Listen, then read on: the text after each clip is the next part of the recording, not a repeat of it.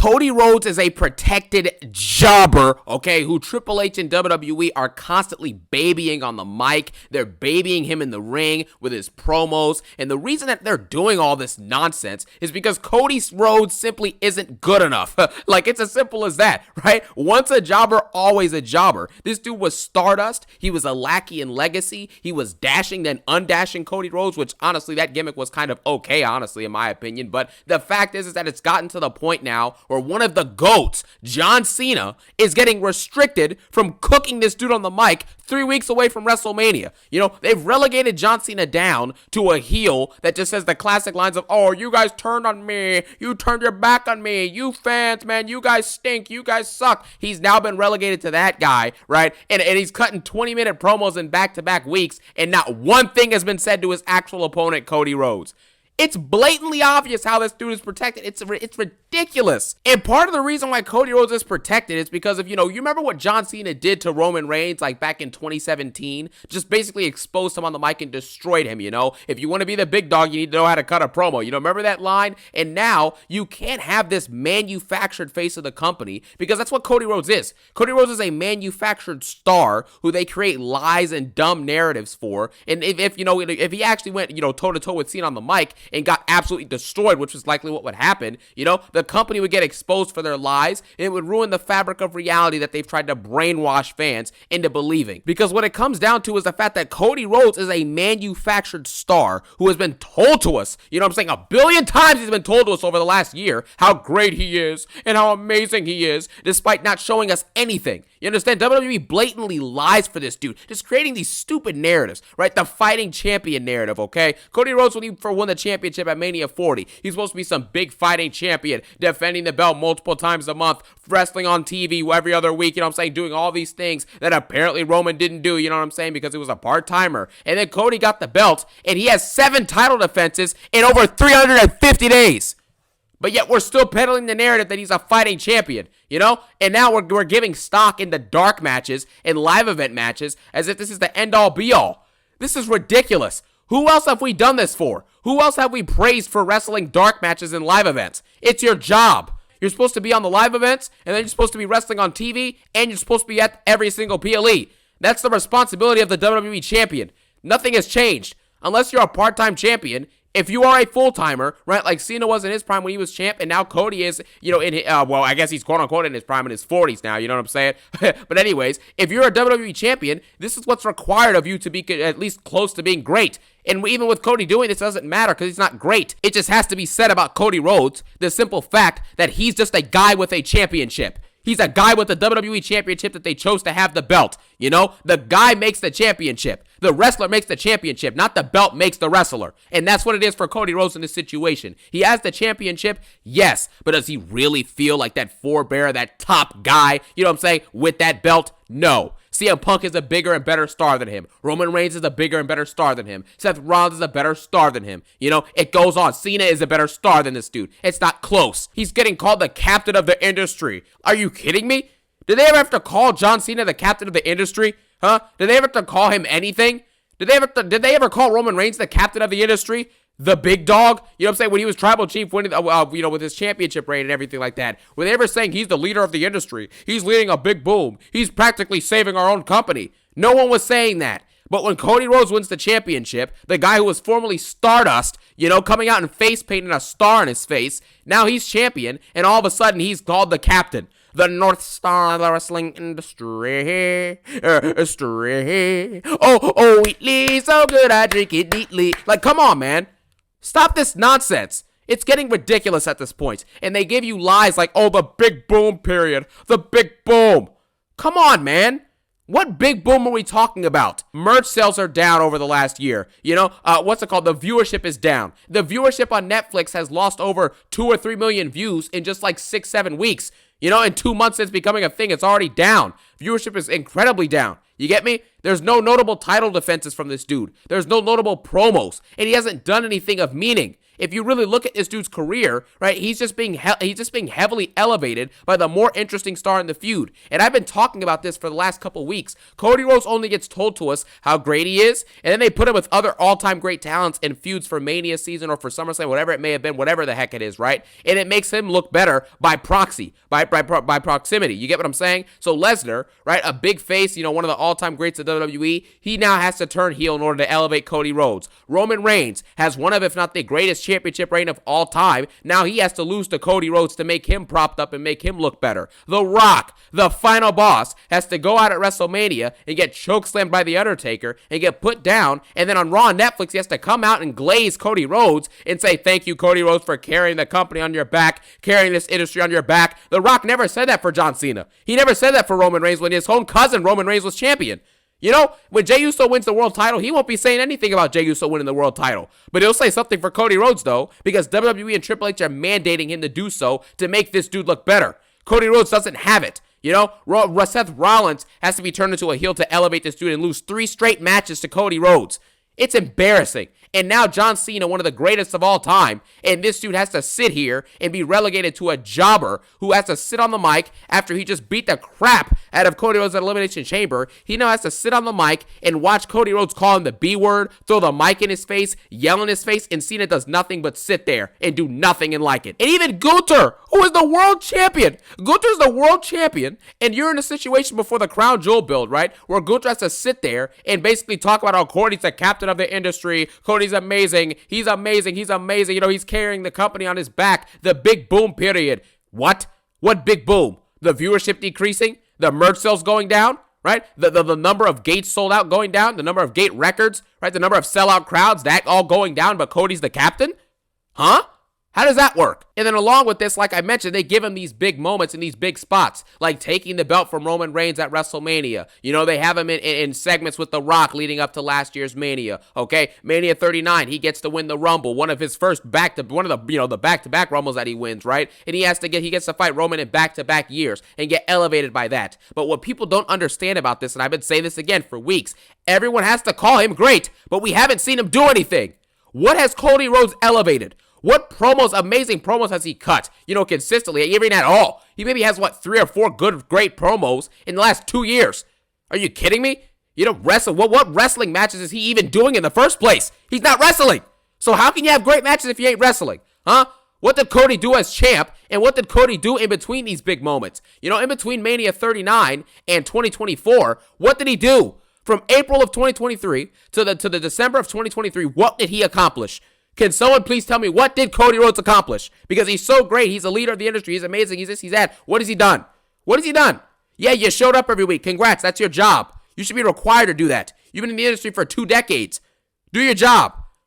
What did he do after he won the belt in April of 2024 all the way up to what? March now of 2025? What has he done? What has he accomplished? What has he elevated? What are the notable great things that this dude has contributed? No one can answer these questions because he hasn't done anything. He's had a couple great moments, don't get me wrong. It's in a good feud here and there, in a good match here and there. But when you're barely wrestling, right, you have nothing notable to speak of. Well, what happened last year? A feud with AJ Styles that was meaningless and very underwhelming. A one-off garbage feud with Logan Paul. A bad feud with Solo Sikoa. Huh? An elongated feud with Kevin Owens that was severely underwhelming and should have been much better. That's what we got? And we're supposed to sit back and call this dude amazing? That's what we've been relegated to now? As an audience, that's what we're supposed to do, allegedly? It's ridiculous. I don't understand how this company's getting away with these narratives. Just think about this. You have an 8-month period after Mania 39 and basically a 11 to 10-month period after Mania 40, and where this dude has just done nothing. He feuded with the Judgment Day, meaningless stuff. He was tag champs with Jey Uso and meaningless stuff, doing meaningless matches as champion, cutting bad promos as champion. There is a noticeable, palpable energy when Roman Reigns was champion being on SmackDown, and even when he's not champion now, just showing up, there's a noticeable energy between that and what happens when Cody is showing up on the show. And it's not even close. Everyone knows this. There's no reason why when you had the Fox deal, we're getting like in the mid to low, 2 millions range in terms of the viewership consistently week over week when Roman was champion, okay? And then Cody gets the belt, the viewership starts to get lower. Then you get to the USA Network, right? When Roman was there consistently at the beginning, it's in the high, 1.8, 1.9 millions range on USA Network. Roman then leaves for a couple months after the Bloodline storyline blows over, and then it drops down to 1.4 million viewers as of a month ago, or like 3 weeks ago. With Cody as champ, as the main attraction of the show, that's what you get? And we're being told that this dude is amazing? I've never seen someone so protected. And now we're in a situation where John Cena, who is one of the all-time greats on the mic, one of the all-time greats in general, he was cutting amazing promos with The Rock in their Mania build twice in back-to-back years. He was cutting great promos with Roman Reigns for the SummerSlam build a few years ago, and even dating back, 7, 8 years ago, okay? He cut great promos with CM Punk on multiple occasions. The Summer of Punk, the build-up to their little, winner faces Rock at Mania 29 match that they did on Raw. That was an amazing match, by the way. One of Cena's best matches ever, but it was absolutely awesome. Him and Punk did a great job with that. But anyways, cut a good promo with him, with Triple H over the years, with Randy Orton over the years, etc. Not that Orton is, on the level of the mic of The Rock or a Punk. He's obviously not on that level, but you get the point. Same thing with Triple H.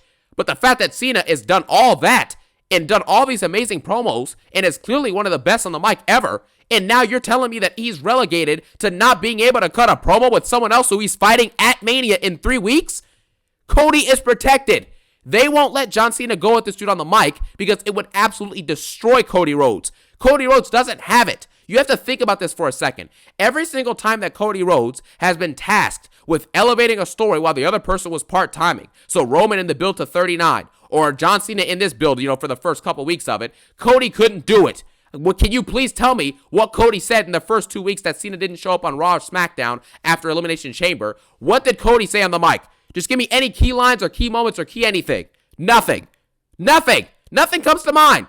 It's embarrassing. And then we also have to look at the fact that when Cody is actually tasked with cutting a promo alongside someone who is like great or an actual top guy level great, okay? So like, he had his feud with Seth Rollins. Rollins was better than him on the mic. He had his feud with Roman Reigns. Roman Reigns grilled this dude on the mic before WrestleMania 39. Have you ever won that one?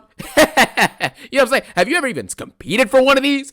Like, it's ridiculous. Run away like you always do. Like a little B. Roman Reigns was little broing Cody Rhodes for months leading up to Mania 39, and he did it again last year. And The Rock destroyed this dude in every IG promo, and even in the in-ring segments. And even The Rock's historic beatdown of Cody Rhodes in the rain on that Chicago episode of Raw, which was incredible. That's what we were getting a few weeks before Mania 40. Now, a few weeks before Mania 41, we're getting Penta getting beat up at the end by Carlito, who's 50. And what's his name? And Finn Balor, who's absolutely written into oblivion now. Booked into oblivion. And that's what we're getting as the main event for our Raws now versus what we were getting last year. And it's like, if you're not going to let Cena go toe-to-toe with the dude on the mic because you're afraid of Cody, at least do a physical beatdown segment or a brawl segment. You do a brawl segment for everyone else. Jay and Gunther have a billion brawl segments. Huh? Tiffany and Charlotte have multiple brawl segments. Rhea Ripley, Bianca, and Io have a multiple brawl segments. And you mean to sit there and tell me that John Cena can't even do a brawl segment like The Rock did last year? He can't even do anything? This is the same John Cena that bloodied and embarrassed and beat the crap out of this dude with Travis Scott and The Rock at Elimination Chamber. And now John Cena goes from doing all of that to sitting there and watching Cody Rhodes call him a B-word to his face, throw the mic in his face, yell at him in his face, and he does nothing. And fans are trying to justify this by saying, oh, well, John Cena's not giving you guys what you want. That's the point of it. Okay, watch what happens next week. They're finally going to let John Cena maybe cut loose on the mic on Cody Rhodes. Maybe. And all of a sudden, everyone will be like, wow, that was a great segment. The same people saying, oh, well, John Cena doesn't want to give you what you want. What? You're already contradicted because John Cena said that he didn't want to give the fans any new entrance themes or new merch or new outfits. They don't deserve anything new from him. But so far this year, he's had 5 new outfits. He just had a new outfit last week in Belgium. Now he's got a new outfit this week, in the previous episode of Raw in Scotland last night. So it gets to the point where you have to just sit back and analyze and realize that Cody Rhodes is a manufactured star. They are only telling us and manufacturing narratives and lies and quite frankly just BS that this dude is a top guy in order to make him look better. We're seeing it, we're understanding it, and it's being shown to us right in front of our faces. The alleged Mania 41, that after Mania 40, this Mania 41 was already told to us by Triple H and all the wrestlers and everyone that this is going to be bigger than last year's. It's going to be incredible. It's going to be amazing. And guess what? You have the same roster of people you had for last year's Mania. You have the same roster of people, just including Seth Rollins and not Seth Rollins, sorry, including CM Punk now as you know, an actual performer in the show, and now including John Cena as well as an actual performer. The same roster as last year, plus 2 people who are really good. And you still cannot make a good Mania build or any good feuds in general. It relies on Triple H, who's doing a terrible job as booking, obviously, as a booker. And it also relies on your WWE champion at the helm not being good at his job. You have never been in a situation like this where a Mania has been that bad with Roman as WWE Champion or as Universal Champion for Mania 37, for example, because there was always something to look forward to, an overarching narrative, and Roman was elevating everyone because a rising tide lifts all boats. You know the saying by now. You get what I'm saying, bruh? You know the saying. Roman Reigns, he just elevates things. That's just what he does. It's the same thing with what's his name, with The Rock, you know. But now Roman Reigns looks like he's being de-elevated by being booked to be a jobber for this triple threat match with 3 faces in it for nothing.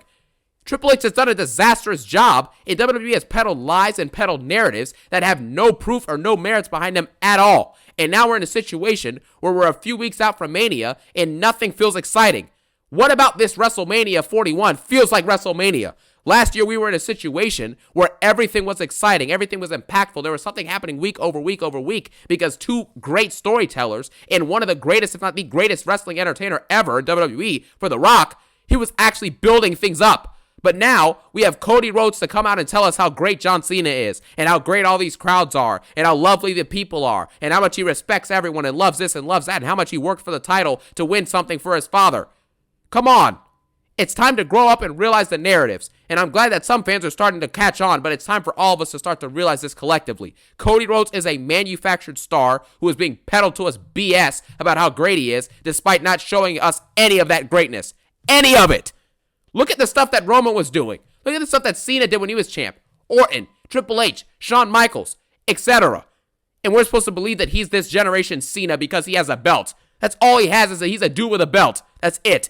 He's a dude with the championship. You know, the championship makes Cody Rhodes, and Cody Rhodes doesn't make the championship. And it's as simple as that. Now, with that being said, I thank you guys for watching, okay? And let me know what you think about Cody Rhodes being a manufactured star who's incredibly protected by WWE. You understand? That's just a simple way about it. Thank you guys so much for watching. I hope you guys have a phenomenal day. I thank you so much for your support recently. It's been absolutely lovely, and I appreciate you guys. I need you. I love you. I respect you. You know what I'm saying? So thank you guys so much. Have a phenomenal day. Peace out and one love.